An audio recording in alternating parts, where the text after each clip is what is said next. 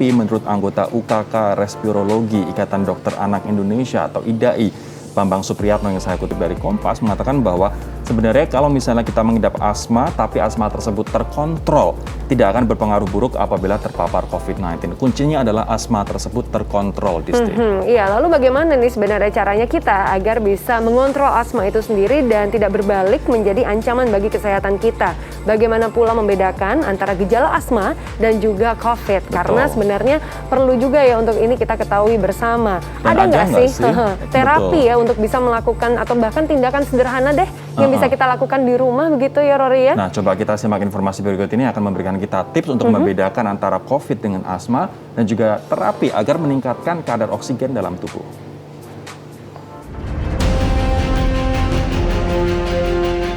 Inliners, asma adalah salah satu penyakit komorbid yang membuat gangguan pernafasan semakin memperparah kondisi COVID-19.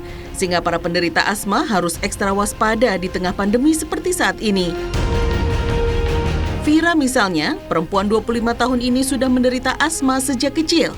Keluhan asmanya sempat tergolong berat, namun setelah menjalani perawatan medis yang tepat, asmanya lebih terkontrol.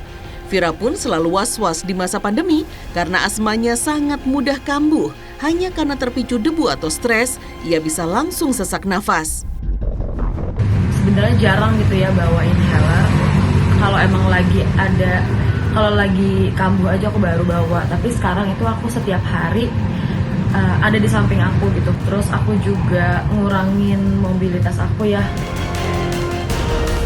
Memang para penderita asma harus berhati-hati, tapi tetap saja tidak boleh panik ya Inliners. Paling penting adalah memastikan asma dalam keadaan terkontrol. Hindari pencetus, teruskan terapi asma sesuai dengan rencana bersama dokter, dan amankan stok obat-obatan di rumah. Kemudian, segera vaksin COVID, jangan takut karena asma yang terkontrol bukan merupakan kontraindikasi untuk mendapatkan vaksin COVID-19. Nah, biar kita tidak terlalu panik, yuk kita bedakan gejala COVID-19 dan kambuhan asma.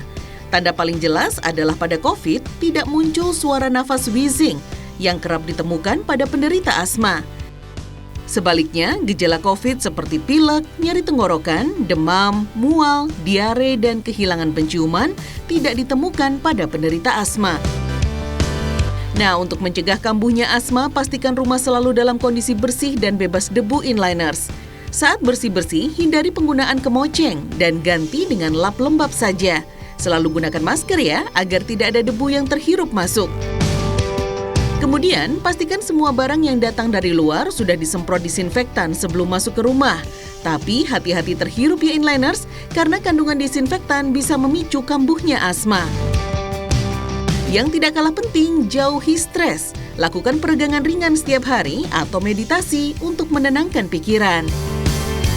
Terakhir, sebisa mungkin minimalisir mobilitas dan lakukan semua kegiatan dari rumah. Semoga kita semua selalu sehat ya Inliners. Tapi ya ketika aku dulu positif COVID di bulan Januari lalu, memang ada persiapan-persiapan yang harus aku punya ketika isolasi mandiri di Seperti alat saturasi oksigen yang ditaruh di ujung jari itu. Ya? Oximeter.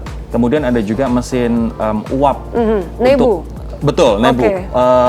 Buat jaga-jaga kalau misalnya kita sesak nafas begitu. Dan tiap hari pun juga minum makanan yang bergizi. Salah satunya setiap pagi aku minum lemon campur madu. Iya, jadi ini hal yang kamu lakukan ya. Tapi sebenarnya waktu suamiku terpapar, dia juga punya asma yang bikin kita cukup khawatir saat itu. Karena memang terakhir dia menderita asma ini SMA, tapi kan kita agak ragu dan takutnya kambuhan. Kambuh dan kemudian kita nggak tahu bagaimana cara mengatasinya. Jadi saat itu memang langsung memberitahukan kepada dokter dan kami mempersiapkan tadi ya alat-alat termasuk adalah nebu. Kebetulan anak saya juga memiliki nebu karena pernah memiliki alergi dan masuknya kepada asma. Jadi itu kami siapkan saja. Walaupun sebenarnya fungsi dari nebu sebenarnya memang untuk mencairkan lendir saat kita batuk, kemudian ada untuk melegakan tenggorokan lah ya. Betul. Jadi berbeda dengan oksigen gitu ya. Kalau saat ini kan banyak yang dibutuhkan adalah oksigen. Saat saturasi oksigen ini kemudian turun di angka tabung oksigen. Betul, dan tabung oksigen saat ini memang sangat langka sekali, apalagi kita tahu positif COVID-19 di Indonesia semakin tinggi. Rumah sakit bahkan tempat isolasi terpusat ini juga semakin penuh.